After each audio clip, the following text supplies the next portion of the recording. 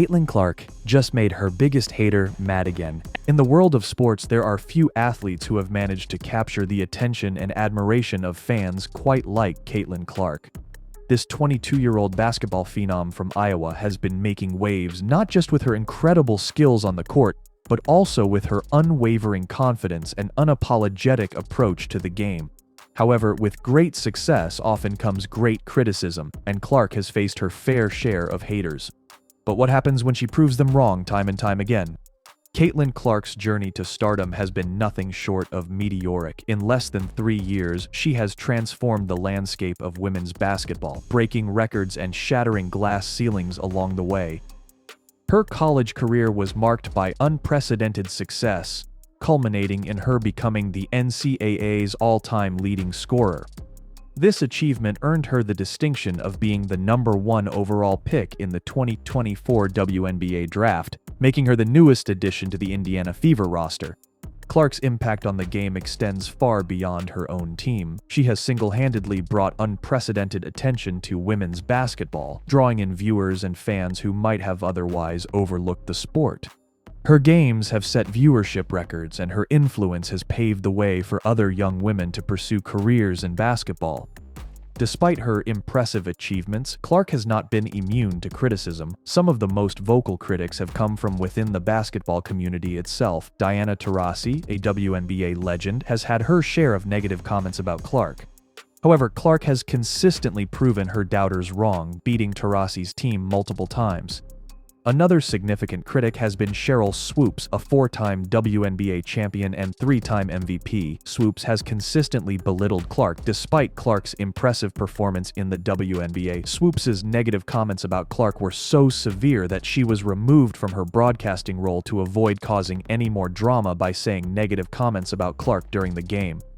She was replaced by another Hall of Famer who used this platform to send a message to the Caitlin Clark haters, highlighting the generational impact Clark has had on the game.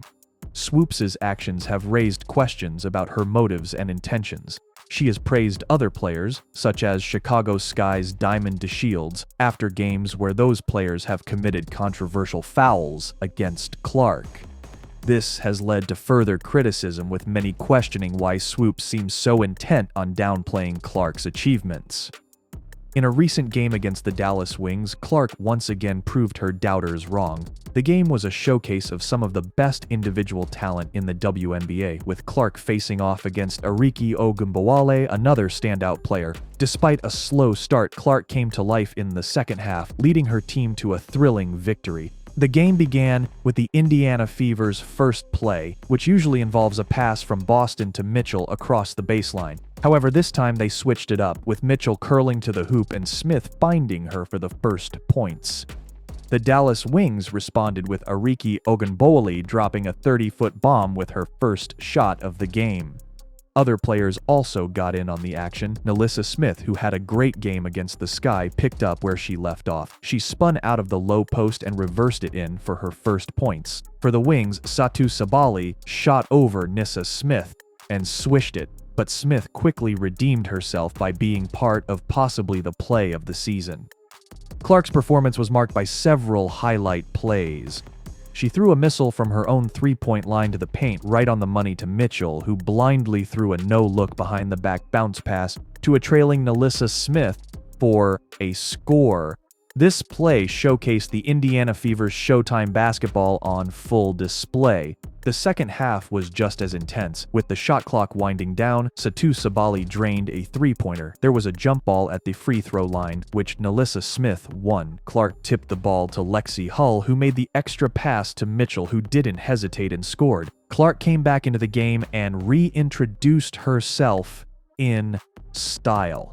She hit JC Sheldon hard, eliminating her from the perimeter and knocked down her second free throw of the game. She danced with Sheldon, trying to put her on a highlight reel, and moved the ball to Smith, who finished with composure despite the help defense.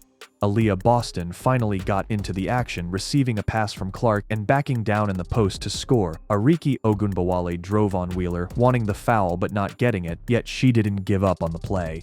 She grabbed the rebound, saved the possession for her team, and scored from the corner. The final period started with the Fever turning to their safest play, the two-man game with Clark and Boston. Clark used the screen to slip a bounce pass through to Boston, who took advantage of the mismatch inside and scored over her left shoulder. Boston got the board and gave it to Clark, who was doubled but finished strong through traffic with 3 defenders close by. Clark punished Howard for helping on the drive, finding DTS wide open from the top of the key for a three-pointer that tied the game at 78 each.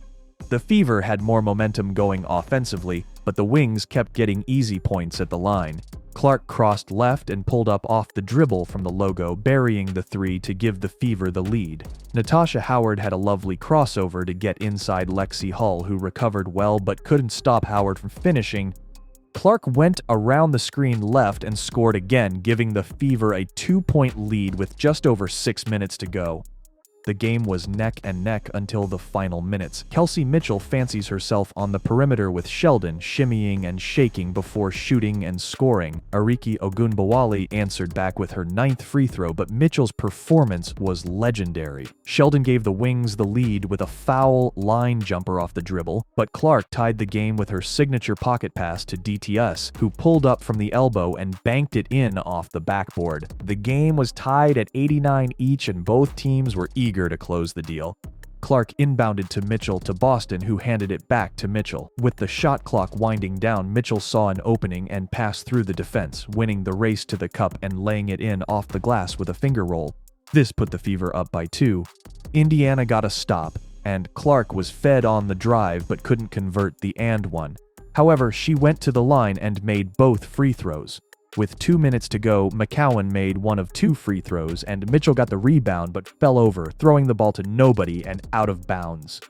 Dallas got a second chance from the inbound, going inside to Sabali, who overcooked the layup. J.C. Sheldon fought for the loose ball with DTS, but the refs called a jump ball. DTS won the tip, and Kelsey Mitchell reacted first, getting ahead in transition and sinking a wide-open three-pointer to give Indiana a 4-point cushion with just over 90 seconds to go. The Wings needed a bucket, and Arike Ogunbowale came round the screen from the baseline, driving inside off balance but missing the tough shot. Mitchell came down with the rebound and was fouled with 1:15 to go. She made both free throws, making it a 6-point game. The Wings needed a big shot but got a good look with Howard top of the 3-point line, missing the shot. Indiana had the ball with just over 1 minute to go, and Clark's high pick and roll with Didas led to Lexi Hall missing the corner 3-pointer. However, Arike Ogunbowale pulled up in transition for her 10th free throw, but it was off, and that was the last chance for the Wings. Caitlin Clark's contribution to the game cannot be overlooked. She came into Sheryl Swoopes' backyard, dropped 28 points, had 12 assists, and took the win. Clark and Mitchell combined for 64 points in this game, showcasing their incredible chemistry and skill.